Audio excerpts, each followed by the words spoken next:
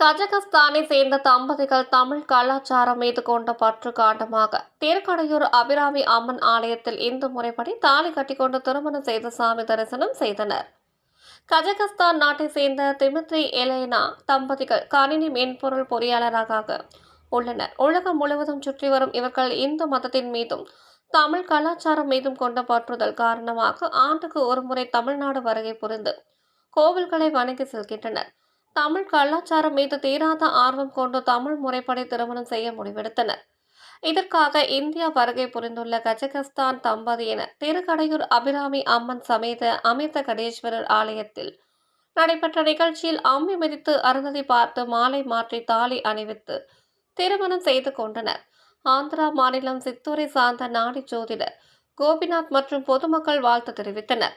தொடர்ந்து சுவாமி அம்பாள் சன்னதிகளில் புதுமண தம்பதியினர் தரிசனம் செய்தனர்.